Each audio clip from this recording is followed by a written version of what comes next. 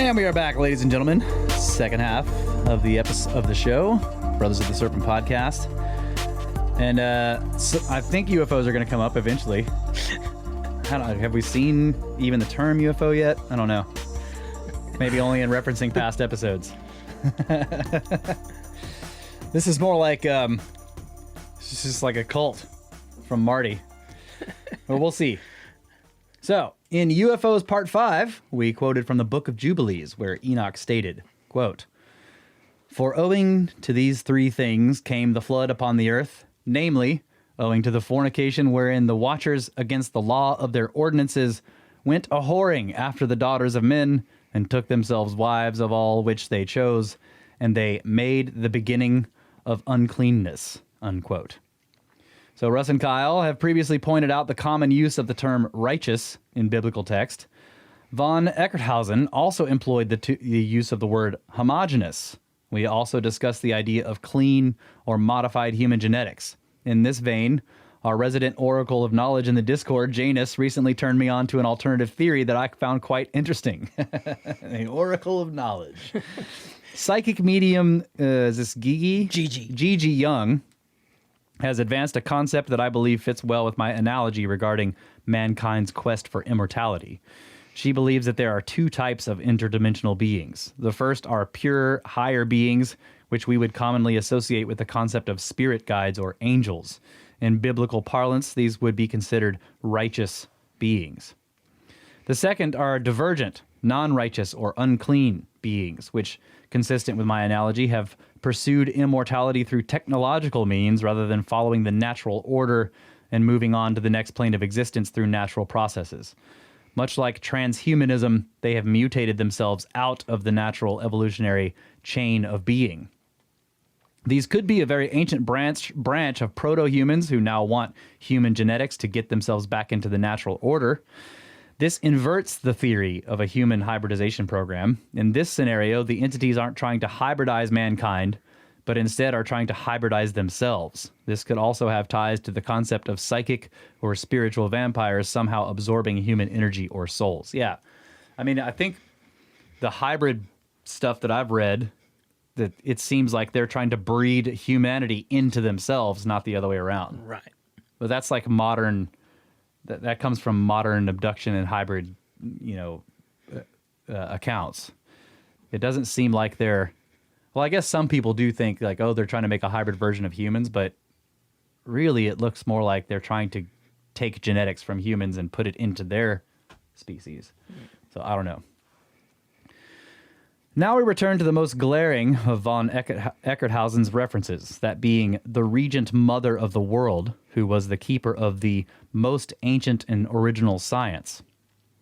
In this context, he's referring to a collective that is suggestive of the divine feminine. This is a concept that we see embodied in the goddess Hathor, also known as the Eye of Ra and the Mistress of the Stars, who crosses the boundaries between worlds, escorting souls into the afterlife.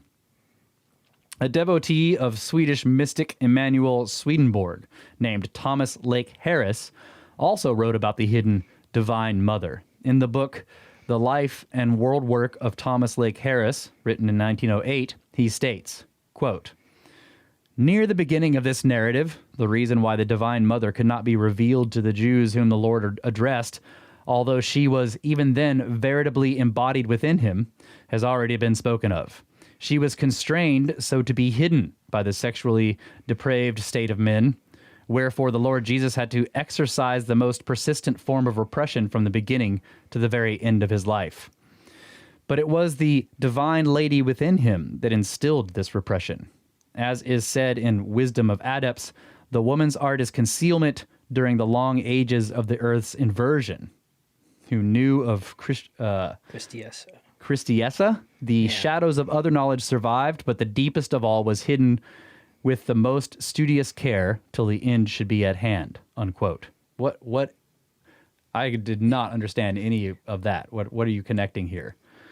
This is yet another reference, a connection between science and the divine feminine. Okay.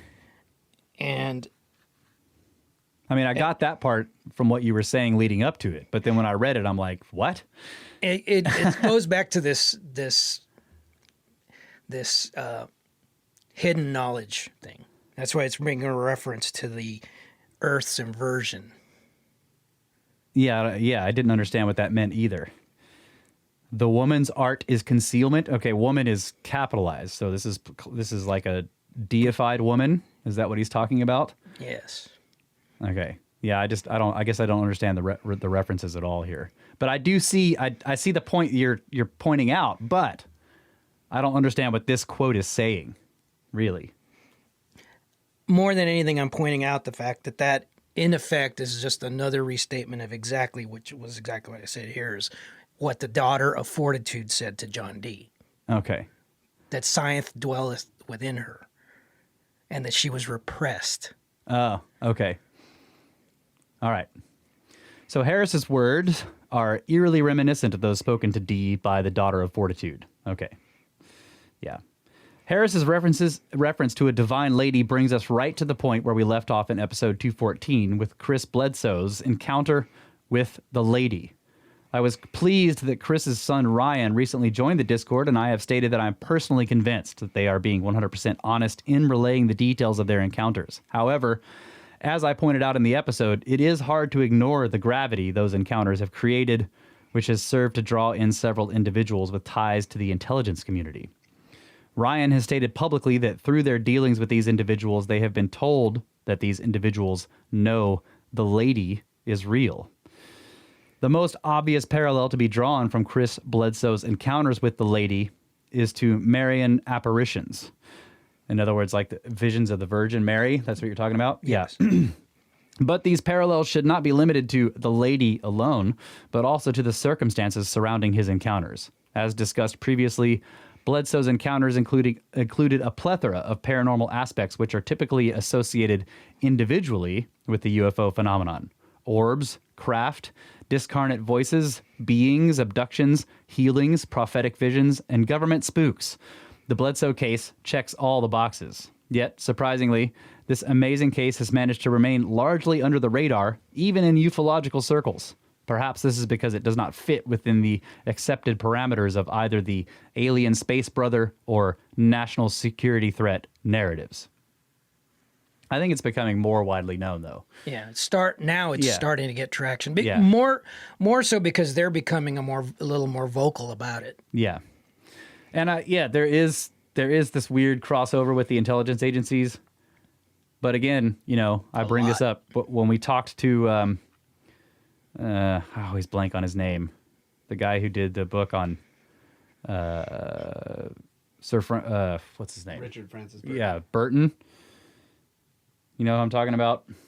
Not He sure. was in the intelligence agencies, and he told us, once you get high up in the IC community, you find out everybody's interested in this stuff, whether it's occult or UFOs. There's like an overlap there. Yeah, that Richard Ramirez has appeared on a few different podcasts and YouTube channels lately, and he's been discussing a lot of those connections. I think some of them are a bit of a stratch, but Bosley, Yeah, Walter Bosley. God.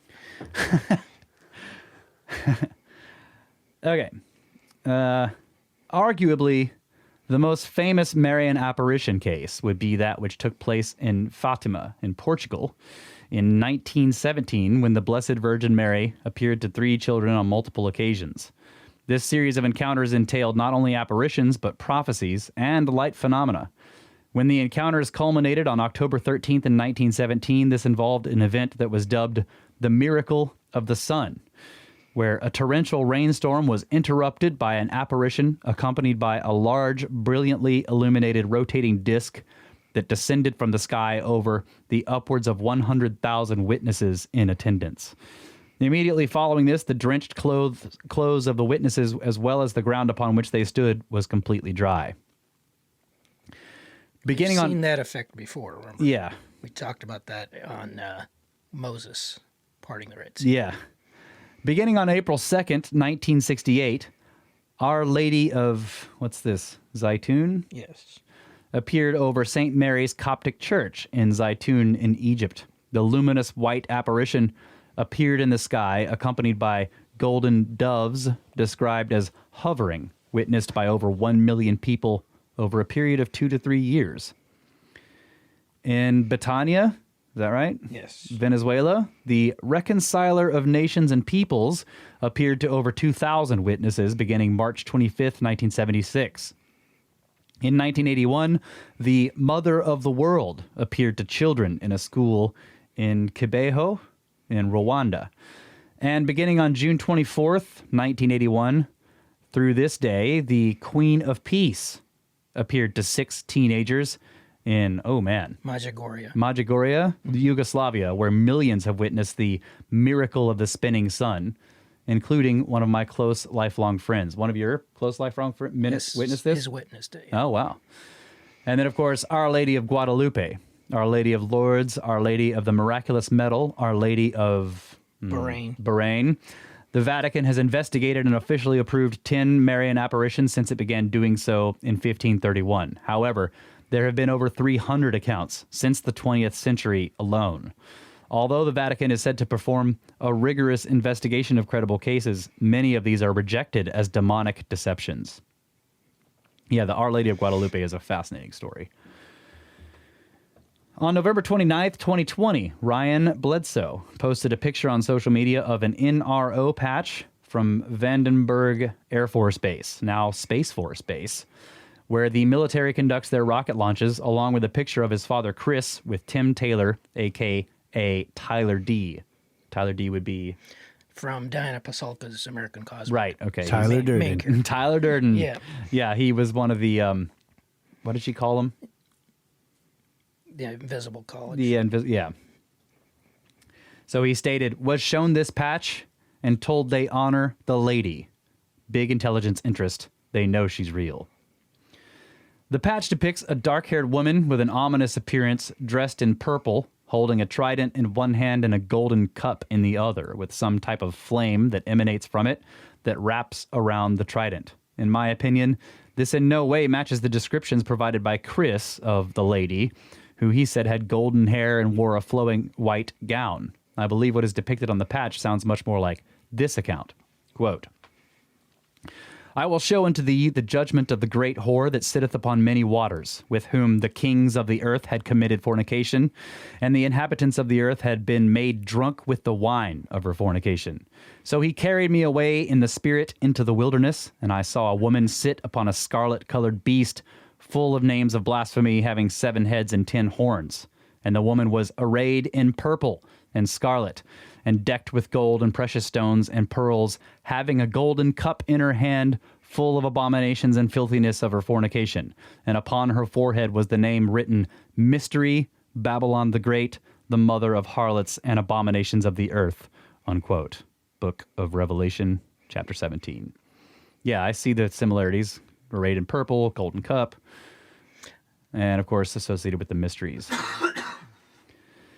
But again, you're getting, you know, like, so which side is the good guy here? Because you're getting like, well... That's exactly the point. Yeah. That will become more obvious. He's probably not a good guy. Yeah. Make of that what you Game will. of Dukes or what? Yeah, Game of Dukes. Everybody's a bad guy, basically. Make of that what you will, as there are lots of connections on the previous episodes. So let's dive into a few of these. The "that sitteth on many waters" phrase in Revelations is a reference to the Abzu, or cosmic sea, the abode or origin of the demons where the dead reside, and made drunk with wine is a reference also found in the Epic of Gilgamesh. So let's start with the latter.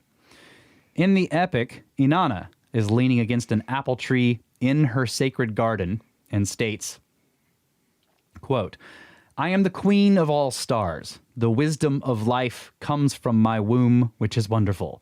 I will go to Eridu, the Abzu, to the deep, fresh water and the temple of the god of wisdom. I want to put wisdom to the test, unquote. So she devises a plan and during a celebration gets Enki drunk and charms him until he announces, quote, in the name of my Abzu, the beautiful goddess Inanna should rule Sumer as a goddess. She should be the queen of heaven and earth. I will give her the knowledge of the truth, unquote. And at the end of the celebration, Enki instructs his servants to hand Inanna the 14 tablets of wisdom. Then she departs on the boat of heaven or kingship to bring wisdom to Uruk or Mesopotamia. That's right. She gets him to give her the tablets of wisdom. When Enki awakes with a hangover, he realizes that Inanna had tricked him, and his servants inform him that she has taken both the tablets and the kingship. Angered, he lets out a yell, ordering the Enkum, or creatures or demons, to chase her and bring her back to him. The Enkum find her in the quay, port, or the harbor, and tell her that Enki demands her return. She shrewdly negotiates with them and asks if they believe that their god would lie and deceive her with his promise. And they find it difficult to argue with the logic and ultimately allow her to continue on to Uruk. In episode 213, we discussed how Lilith translates in Hebrew to night creatures or night monster and is associated with the concept of a succubus. In rabbinic Judaism, Lilith was Adam's first wife and considered a primordial demon made from the same clay as he. In Kabbalah, she is said to have risen from the great supernal abyss. And in the book of Genesis, Lilith fights with Adam, says the name of God, and flies away into the air and is pursued by 3 angels, ordered by God to forcibly return her to Adam. They find her by the Red Sea and tell her, "If you agree to come with us, come, and if not, we shall drown you in the sea." She is defiant, but negotiates with them until she's allowed to go free, although limiting her ability to possess or kill babies. As a result, there are practices in occult Judaism that incorporate the use of incantation bowls or amulets to ward off the demon. It is hard not to recognize the similarities between these stories, and it is interesting to note that in the Hebrew Bible, Lilith is a demon pursued by angels, but in the Sumerian epic, Inanna is a goddess pursued by demons. But in both, she rises from the abyss. So you say that recognize the similarities, so you should just point them out. They're the same story. They're the exact same story. Yeah, I can see that it could be. I see the similarities, but I think a lot of this could be parables. Like they're true stories, but they're not literal, exactly like you've referred to before. Yeah. But in both cases, it makes references to water rising from the abyss, being pursued, and then negotiating out of that and being allowed to continue. Yeah. Yeah, there's also the wisdom is stolen under false pretenses and then hidden.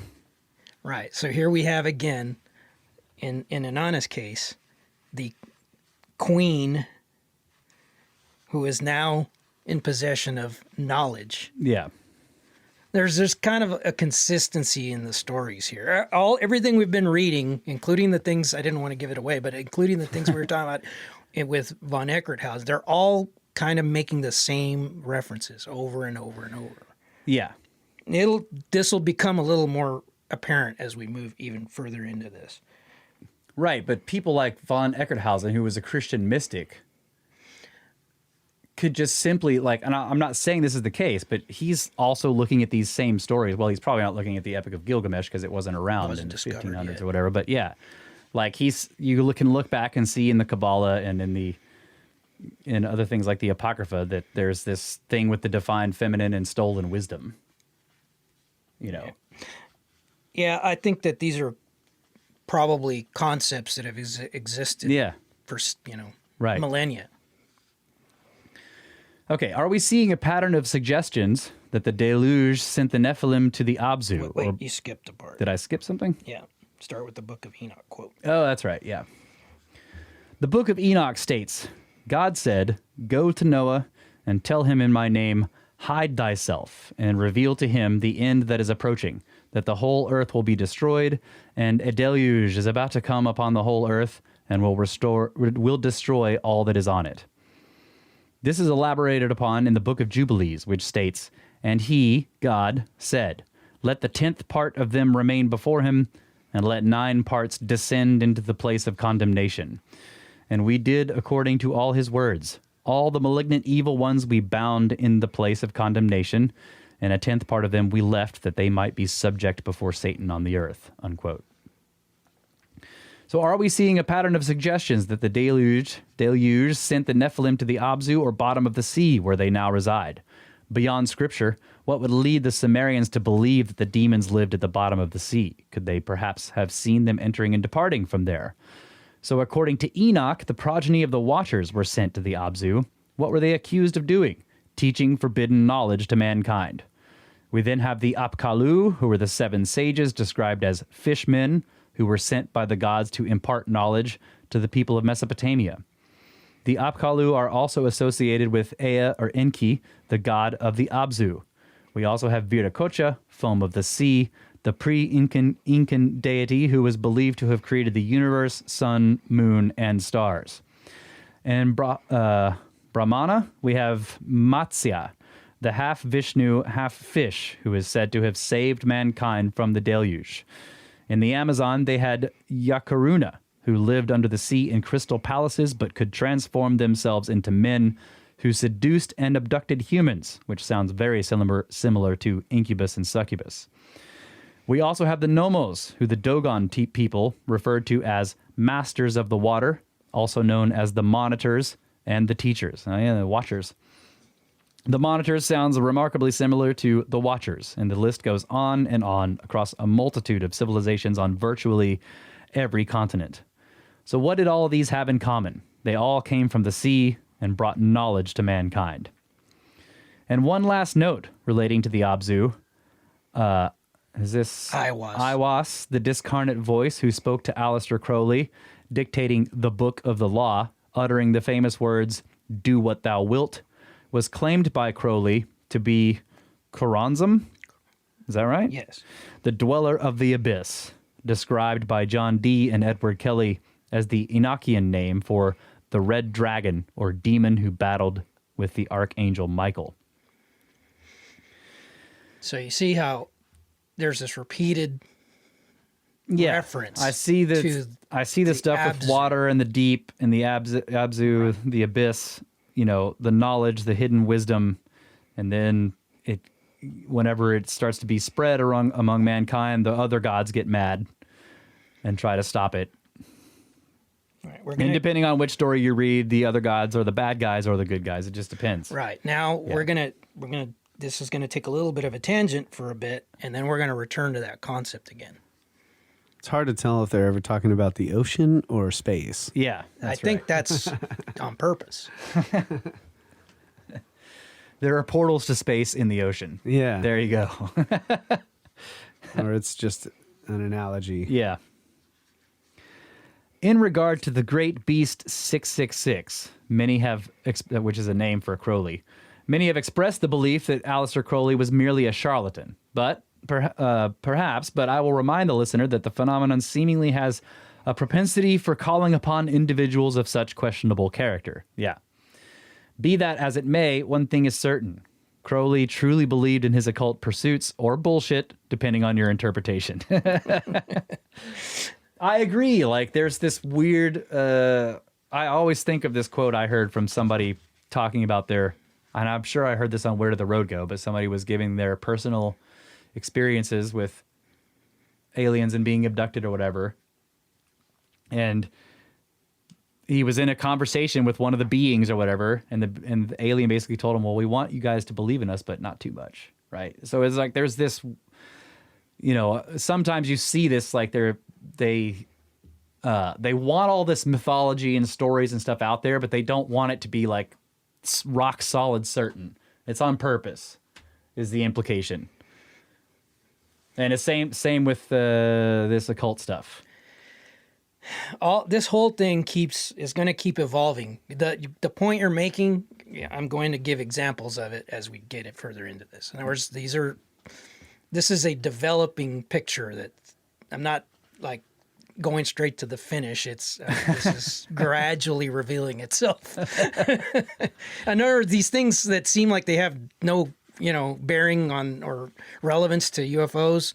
They do. We just have to get a little bit further into. Well, I understand that this does have a relevance to UFOs. You're like, what exactly are you going for here? Are you saying that there's a huge overlap between occult stuff and UFOs? Yes. Okay. Absolutely. Yeah. I agree with that. Are we break time yet? Yep. Okay.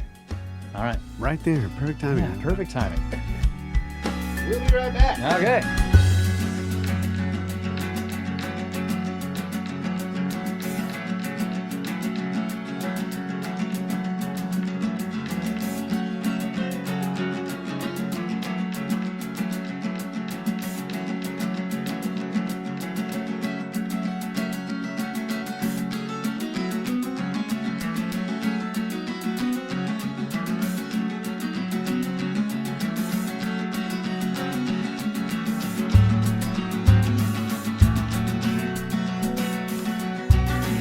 And we're back.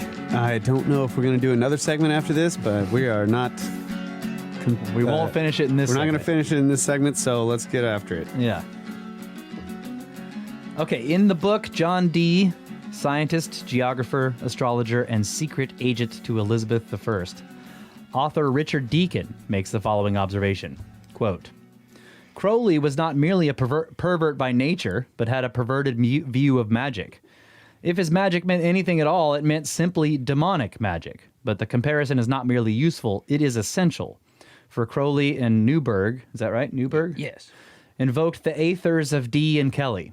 They deliberately followed in their footsteps. And what is more, the only complete records that exist of any other persons who invoked the calls and employed the Enochian language were those supplied by Crowley and Newberg.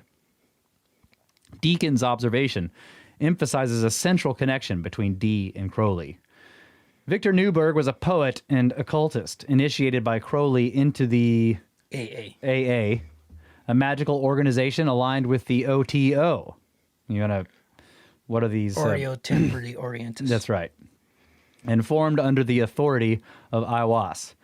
Newberg and Crowley had a long-standing sexual relationship, and in 1909 they set off into the desert outside of Algiers to perform Enochian magic rituals and established the practice of sex magic. As discussed previously, this practice was later allegedly perfected in the Mojave Desert by Jack Parsons and L. Ron Hubbard, who claimed to have successfully manifested Parsons' elemental Marjorie Cameron so that she could conceive a moonchild, a.k.a. the Antichrist. And didn't Crowley say, like, what the hell are these guys doing?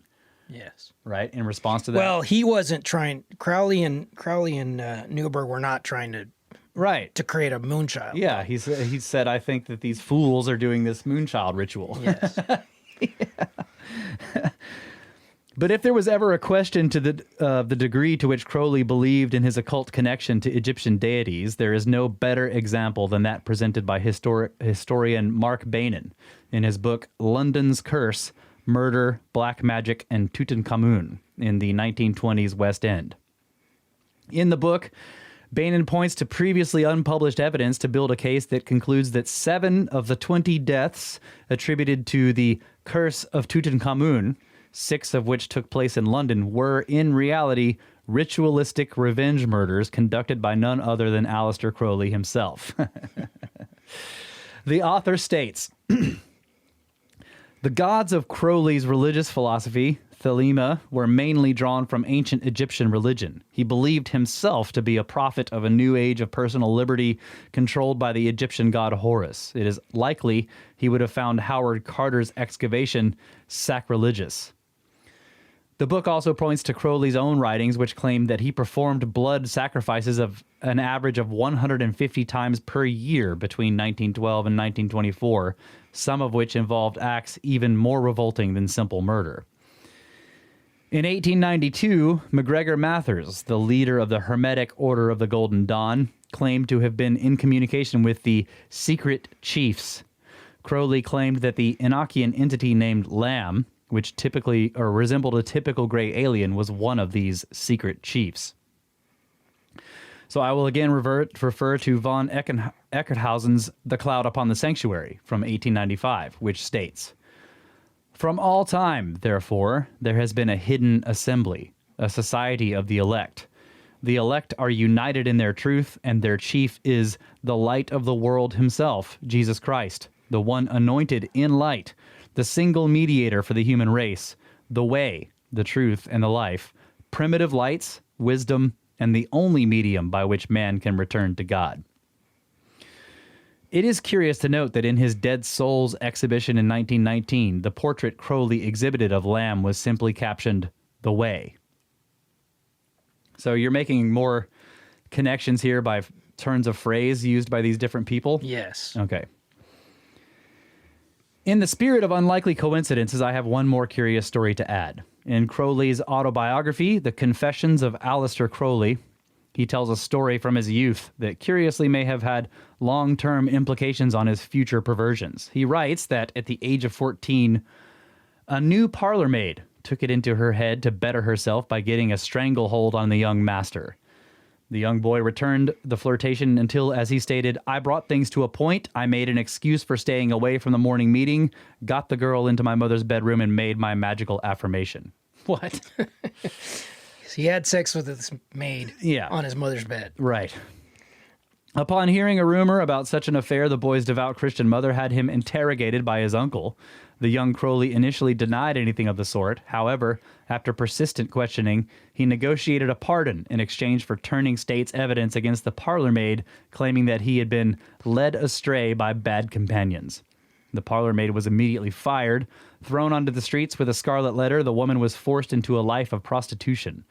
As if this fate were not unfortunate enough, according to Crowley, this woman would ultimately become a victim of the infamous Jack the Ripper. Wow. Crowley was the Ripper. There you go. Mystery solved. No, he wasn't the Ripper. She was a victim. I know. I'm just saying, yeah. He had motive. Right. Everyone has seen a movie that starts with the final scene and then jumps back in time to explain how the characters got there. The writers artfully draw us into the story, and we soon forget that we were already told what is going to be the result. Maybe the answers we seek were provided long ago, and we have been lured into forgetting what we were told from the outset. We may also have a more contemporary version of that same scenario. It appears that Lou Elizondo and Christopher Mellon have been quite successful in rallying support from the media and the ufological community by convincing everyone that although UFOs are real, no one at the Pentagon is taking the subject seriously. They have been pushing for an official investigation in Congress, emphasizing their belief that UFOs may pose a potential threat to national security, and we need an in-depth study to know what we are dealing with. I agree, but I think what this pushes for is for an official investigation that's also public. You know, I don't think that these guys think that there haven't been official investigations. They just know that those official investigations have been. It's an angle, but I'm making secret. I'm making a different point. Yeah, but yeah, it's an angle. In previous episodes, I have referred to quotes from Elizondo, George Knapp, Daniel Sheehan, and Robert Bigelow, claiming that a cabal of Christian fundamentalists at the Pentagon shut down OSAP, BAS, and ATIP because of their belief that the phenomenon was demonic in nature. And those would be names of previous investigatory programs into the UFO stuff, right? Yes. Yet by their own admission, seemingly at every turn, there are those at the Pentagon who have been telling them that they already know what's behind the phenomenon. But UFO proponents won't take yes for an answer and find the conclusion unacceptable, so they continue rallying. Interestingly, what are you saying there? That people at the Pentagon are saying, well, we already know what this is, so we don't need to investigate it. It's evil. Right. And the regular UFO community just won't take that as an answer. Exactly. Yeah, I agree with that. And I kind of agree with them. That it should still be investigated, even if that's a possible answer. Well. Yeah. Interestingly, I recently discovered an interview with Russell Targ, head of the CIA's Project Stargate, where he states that the long-running program was shut down in 1995 because, quote, the religious fundamentalists in Congress were teasing the CIA over having this classified mumbo-jumbo that may be demonic and may be dealing with the Antichrist, and the CIA didn't want to handle that. That's literally what we are dealing with. Parts of the CIA and parts of Congress felt that this was an unchristian thing to be doing, unquote. So here we have yet another program that was shut down 17 years before OSAP on the exact same grounds, being that the phenomenon was demonic in nature. And again, we have the same apparent dismissal of the Pentagon's stated conclusion. So let me ask, do any of you honestly believe that no branch of the military has clandestinely investigated the phenomenon? Do you honestly believe that they have simply ignored the incursions into nuclear weapons facilities and restricted airspaces? Do you really believe that they don't know far more than we are being told? So, if internally some of those at high levels in positions to know keep insisting that it is demonic, why won't anyone believe them? Well, because they feel like this insistence that it's demonic is a Christian bias. Okay. That's why. Right. So Yeah. let's move forward. During an interview well, I'm just answering your question. Yeah. Come on. During an interview conducted on May 20th, 2021, UFO researcher Richard Dolan asked Lou Elizondo the following. A number of years ago, Nick Redfern wrote a book about the so-called Collins elite, which is essentially what he identified was a group of religious Christians, perhaps evangelical Christians, within the military that see UFOs as demonic. Now, is that what you're kind of referring to indirectly? Elizondo shockingly responded, that's precisely what I'm referring to. That's not shocking. It's like that connection was easy to make, I think, right? Well, yeah, but in other words, he's confirming Yeah. the existence of the Collins Yeah, elite. he's like, yeah, it's the Collins elite, yeah. Did Elizondo confirm the existence of the Collins elite? I believe so. But he continued, look, radicalism is radicalism. It doesn't matter if it's Islam or Christianity or Judaism or anything else. But before we go and persecute them, let me ask each and every one of you to look in the mirror, because within ufology itself, we have that same level of bias and persecution occurring right now, but it's not necessarily religious. It's almost occultist. There are people out there that are pushing a narrative that don't want you to ask the hard questions because it's a threat to their narrative and what they believe and what they have been pushing on other people. So before we go throwing stones and say, oh, look, the government, they're bad, let's make sure we first look in the mirror and point to ourselves and say, hey, I am guilty of doing the same thing. Or am I guilty of doing the same thing? Because the UFO community is just as guilty as a government for having these radical ideas. I just want to make sure we're fair. That's all. Okay, so that whole thing was a quote from Elizondo. Right. So what is he saying there? Like, yeah, okay, so people thinking that this could be demons is what we see as a Christian bias or maybe just a Abrahamic religion bias. But he's saying, like, we all have biases. Right. So if you take that the mainstream ufological narrative is that these are alien beings from another planet. Yeah. He's saying that, That's a bias. Right, that's a bias Yeah. too. You're not considering that there may be data that contradicts that conclusion, Yeah. or that it might not be something far more complex. Right. Okay. I recently listened to a podcast on the subject of the Collins elite, and it did a very good job of restating the stereotypical depiction of the group as dogmatic fundamental Christians who approach the phenomenon from a position chock full of religious preconceptions. Be that as it may, for anyone with the benefit of at least an elementary level of reading comprehension, who has actually taken the time to read Final Events, which would be the book from Nick Redfern, it should be quite obvious that such a depiction is a gross mischaracterization of the facts as stated by Nick Redfern in the book. First, let me emphasize the fact that the DoD, CIA, NSA, DIA, etc. are not in the business of pursuing scientific mysteries for what? Inutile. Don't know that word. Pointless. Okay. Self-gratification. When they invest in scientific investigation, it is for the purposes of military or strategic exploitation. The claims made by members of the Collins elite were not that they simply investigated the phenomenon. They boldly assert that they successfully engaged with the phenomenon in an obsessive effort to weaponize its capabilities. Yeah. And let's see. There was something else I wanted to reply to here. Where is it? It's occurred to me, listening to all this, that these intelligence agencies may be digging into this stuff because they are investigating people that are engaged in it because they can become fanatics and do crazy shit. Yeah. That's So not... it's like It's just weird because the CIA is not supposed to do internal. Of course not. Right. But they, And surely they don't. yeah. Right. That would be the FBI. It's Yeah. supposed to do that stuff. Right. Yeah. Yeah. Good point. Yeah, But, so that people in the future are like digging through past records and like, what the heck were intelligence agencies doing, meddling around with this weird, Yeah. stuff? Well, that's my point. They're investing in research into these things. Multiple agencies. yeah, so that they can have freaking spooks like show Watching up, these people that but they think are show up crazy. and Yeah. know all of this stuff that these other people, engage in. But so that like they for can example, embed themselves. that like as far as investigating, the activities of occult practitioners and things like that, that would be in the purview of like the FBI or something.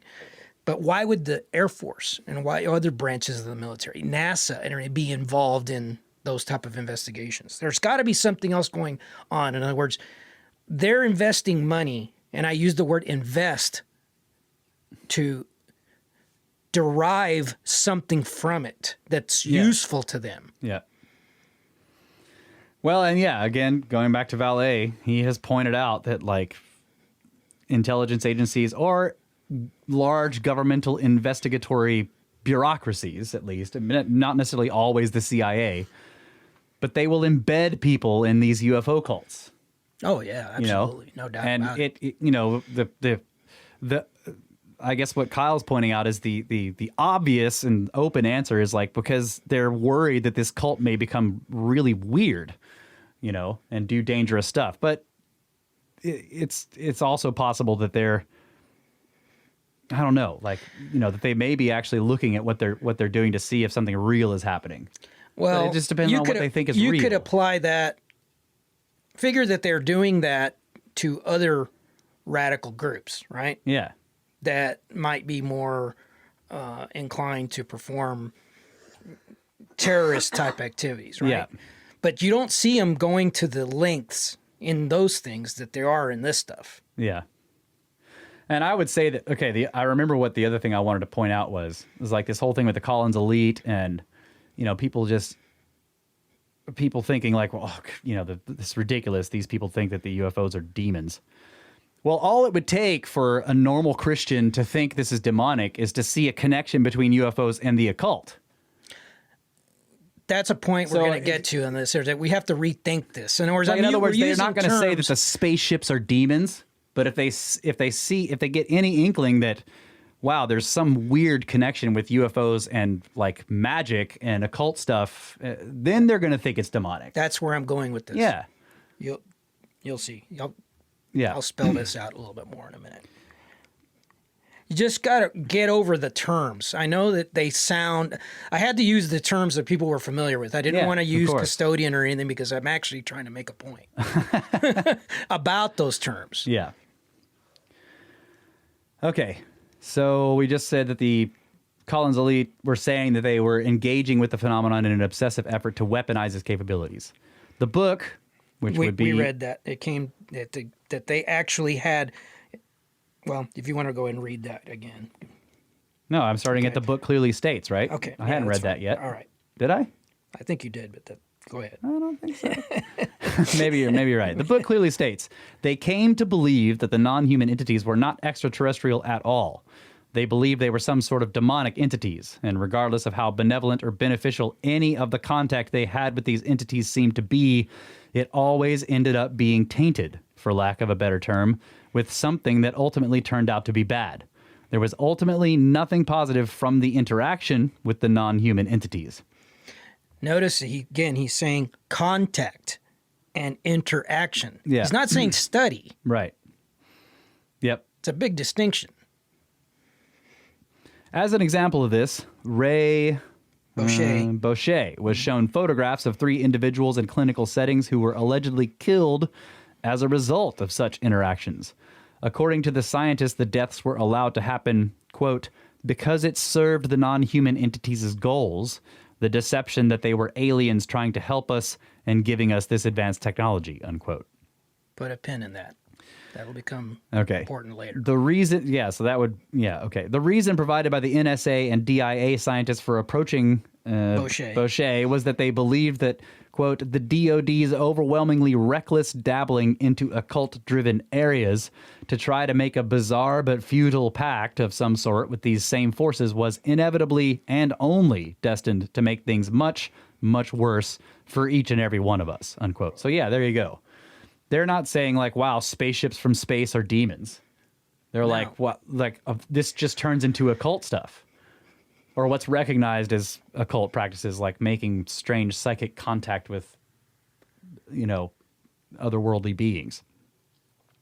So this whistleblower type depiction of the group significantly contrasts with that of the cabal of religious fanatics being put forward by those involved in the DIA-funded investigation of the phenomenon known as OSAP. What does that stand for again? AAWSAP? Advanced Aerospace Weapons Systems Application Program. Okay, yeah. So let me emphasize this. I'll paraphrase what we just read. They're saying, oh, these religious fundamentalists at the Pentagon don't want us to study this because it's demonic. Right. That would be the Collins elite. Yeah. What the Collins elite is saying is they were the ones interacting with the phenomenon. Yeah. So they weren't, what's the term? Cease and desist? Yeah. They right. I banish you, demon. No, they're not saying that. These whistleblowers were saying the Collins elite was actually theoretically trying to work with these demons. Yeah, they were part of the team that were working with these entities, and they decided over time that this is actually just occult and demonic. Right. We're not talking to aliens here. Yeah. He's saying that they were trying to deceive them to believe that they were aliens. Yeah, that's right. Okay. Because false messiahs and false prophets will have arisen and will produce great signs and startling demonstrations so as to deceive, if possible, even the elect. That's from Matthew 24.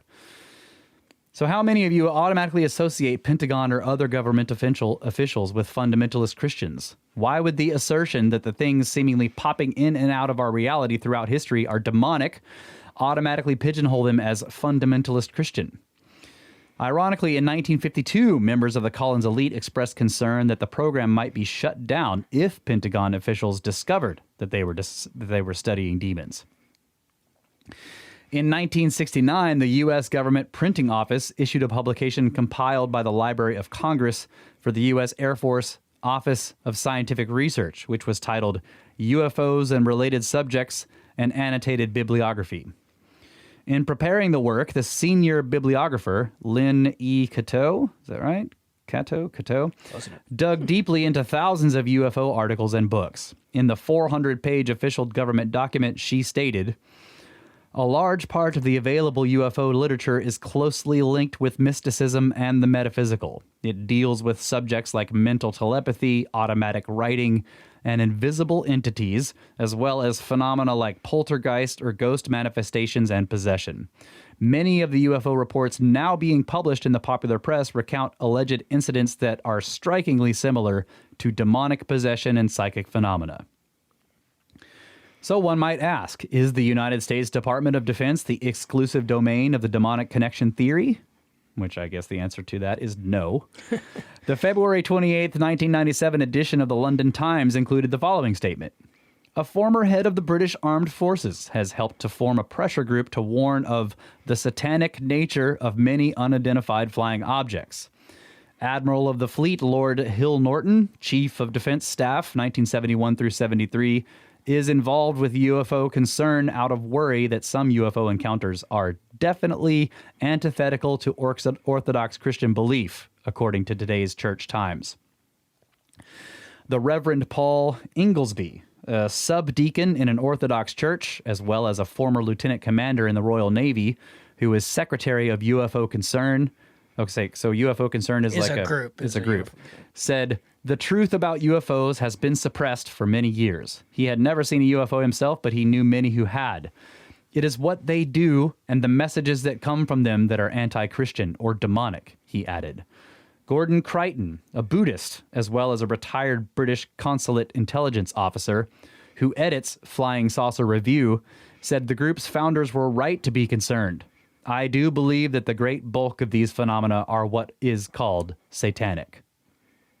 Yep, that's interesting. And what is he's saying?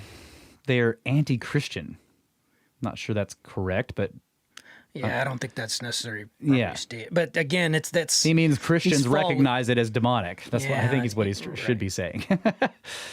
In the book American Cosmic, Diana Pasolka discusses the experiences of an eminent scientist she refers to by the pseudonym James. It was recently revealed that James is Dr. Gary Nolan, a professor of pathology at the Stanford University of Medicine. Dr. Nolan has published over 300 research papers and holds over 40 patents. He is the first recipient of the Teal Innovator Award from the Department of Defense, which included a $3.3 million grant, and received the award for Outstanding Research Achievement in 2011 from the Nature Publishing Group, as well as various other grants totaling tens of millions of dollars. He serves on the board of directors of several biotechnology companies and sold one of his own investment companies for $207 million. Oh, and it is probably worth noting that he also claims that since the age of 5 or 6, he has experienced several face-to-face encounters with non-human intelligence. 2 weeks ago, Dr. Nolan went public disclosing how he, quote, was approached by some people representing the government, the CIA, and an aerospace corporation to help them understand the medical harm that had come to some individuals related to supposed interactions with an anomalous craft, unquote. It was this research that led to some very intriguing comments he made, which Pasolka emphasizes in American Cosmic. She states, he revealed that he knew some people who were bedeviled by the contact events. Contact was not always welcome. I listened carefully to the words Dr. Nolan chose. Bedeviled was used more than any other word in this context, but other words were harassed and bothered. Bedevil means to torment or harass maliciously or diabolically. She further states, he had been exposed to communities of people who displayed anomalous cognition, some of whom suffered terribly for it.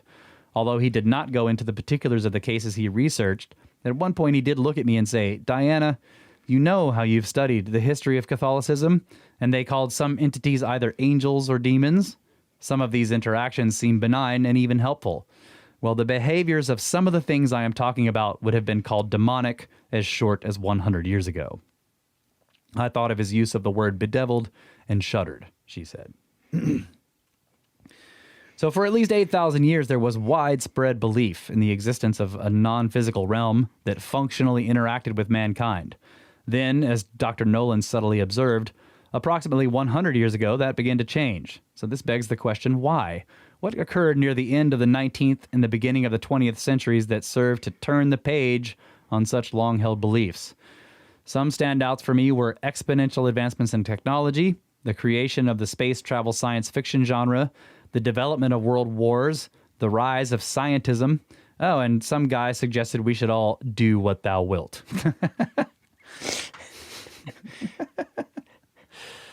Yeah. Well, there was, yeah. I think that all of this, if what people call like maybe the scientific revolution hadn't taken place, then it would still be viewed as spiritual, / demonic / angelic, right? That's the point. But you think that the advancements in technology coincide with like an atheistic, materialistic point of view? Absolutely. You think so? Yes. I don't think so. I think the vast majority of people on the planet do not hold those views, and they live in People, but yeah. the decision Like makers, the movers and shakers. The establishment mainstream narrative. Right. In other words, it's not representative of the views of the average person. Okay. Yeah. Yeah, I agree with that. They hardly ever are. Okay. Lest I be accused of pareidolia. Is that right? I can never remember if I'm saying that word right when I'm reading it. Does anyone else see the potential connections between any of this? But I digress. In a recent podcast, UFO researcher Grant Cameron referenced the information contained within the book Skinwalkers at the Pentagon, written by James Lakatsky and Colm Keller, who read the... Huh? Keller? James Lakatsky and Colm Kelleher. Okay. Colm Kelleher. Who led the OSAP and Bass investigation for the Pentagon and stated, "After reading the book, I had sympathy for Christian fundamentalists. This looks like demons.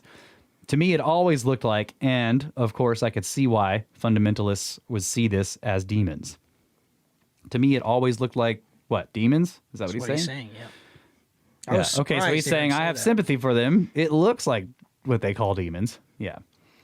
In fact, the book states that researchers reached the point that they actually prayed before entering the ranch.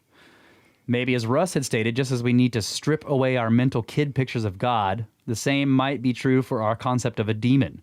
Recognize that belief in either is not rooted in organized religion. Furthermore, the concept of evil spirits and demons predates Christianity by at least 4,500 years. So could one legitimately condemn a belief in the existence of cats simply because they are referenced by Dr. Seuss? Yeah. So what is your definition of a demon? Something that hides in the shadows, something that haunts or torments you, something that is manipulative and lures you to do evil things, something that spreads chaos among the population. Is it an incubus or succubus? Is an incubus or succubus a demon? Would something that presents itself as a dark shadow being moving through your bedroom at night be considered a demon? Is that not exactly what has been described by countless experiencers for millennia? If it walks like a duck and quacks like a duck, it might just be a demonic spirit from another dimension sent here to wreak havoc on all mankind.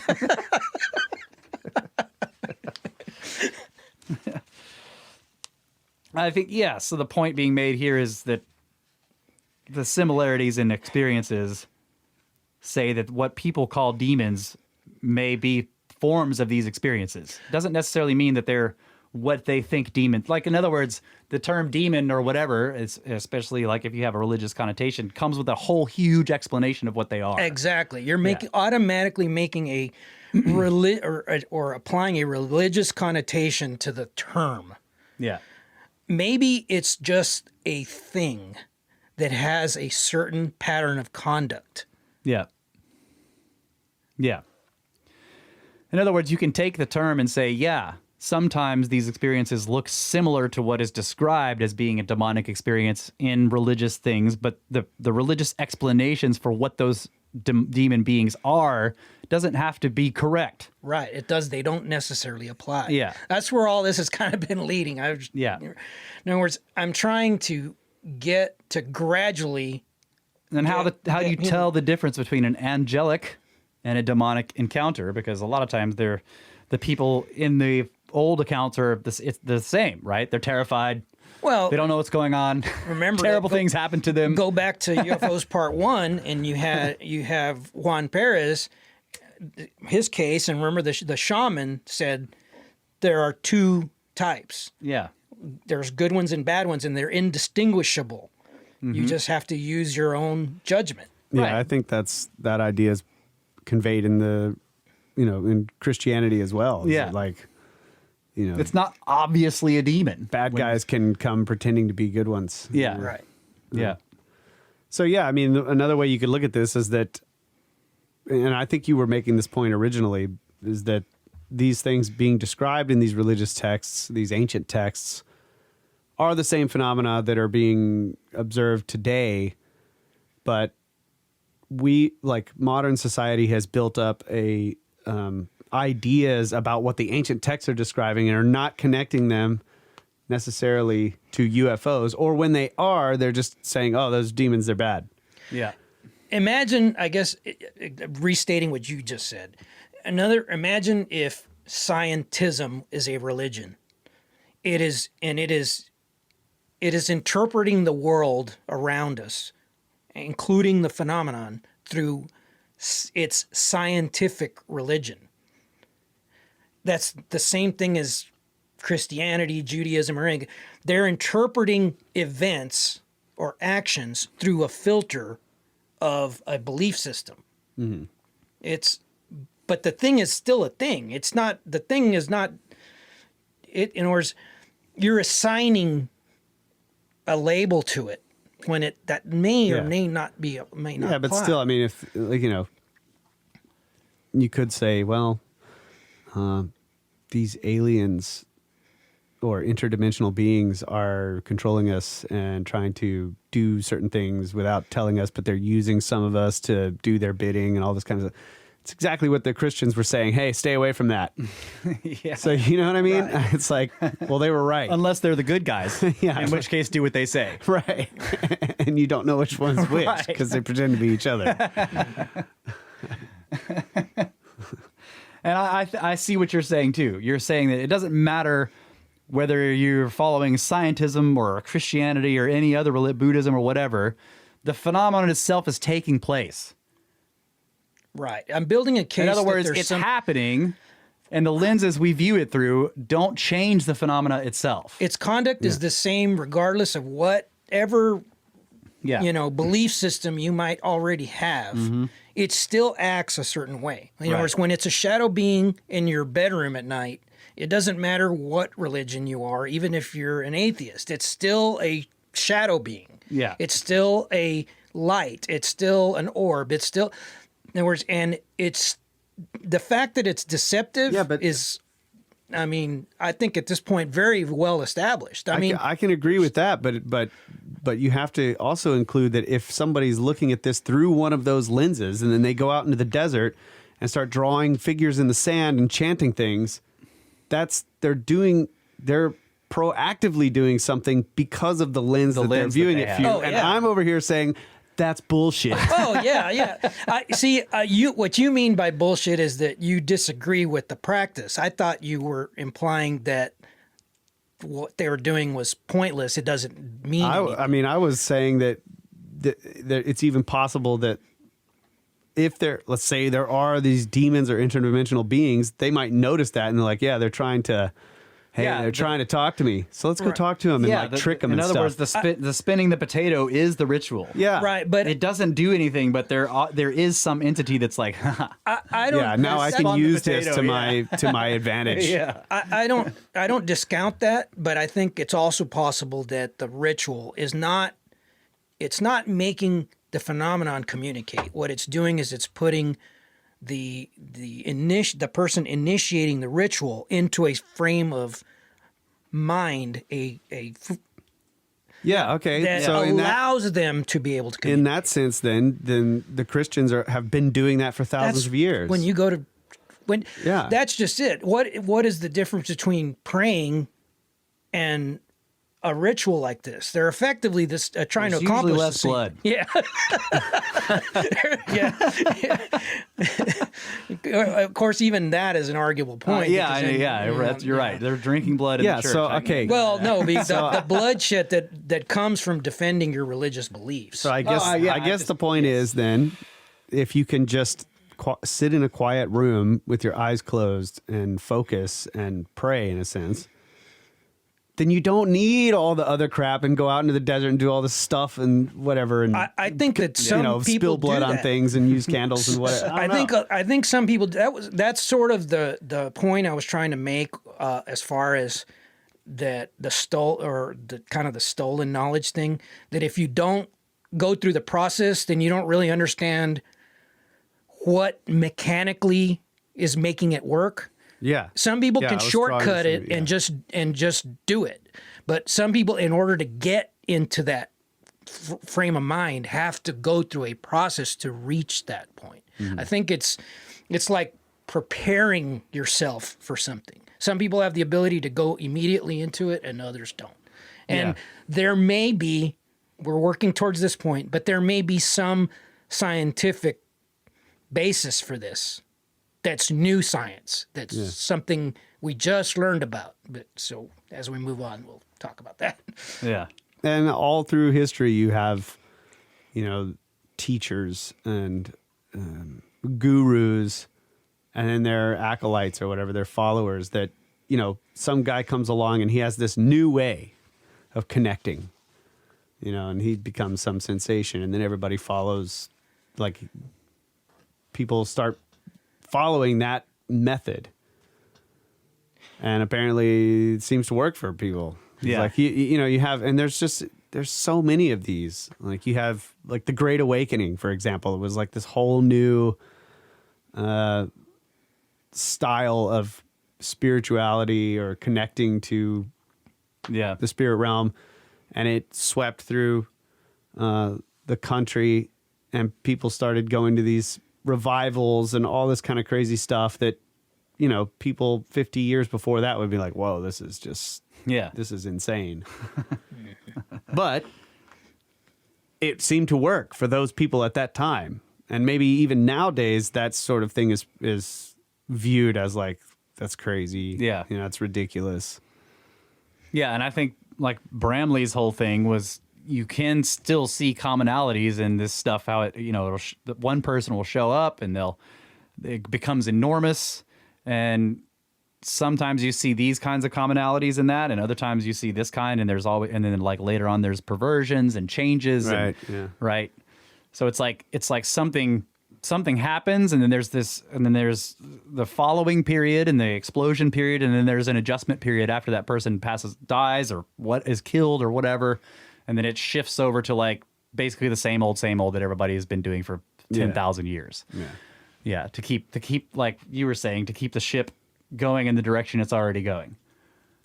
Yeah, I think that would be the custodial bullshit right there. You know, I think there were like two sort of like Great Awakenings in the United States, like like big, capital G, capital A, Great Awakening. big religious fervor Revival that things, just swept over the whole country and created a sensation, and you know, and there were strange, you know, philosophies that were involved in the creation of these, for lack of a better word, ritual type, you know, ceremonies. One, for example, was that, you know, there was this idea amongst the theologians of the time that they could bring about heaven on earth. Yeah. And so they started doing these big gatherings, and it was loud and all this, you know, and it attracted people. People started going and to experience, because they heard it's like, whoa, dude, this thing was crazy and all this stuff was happening.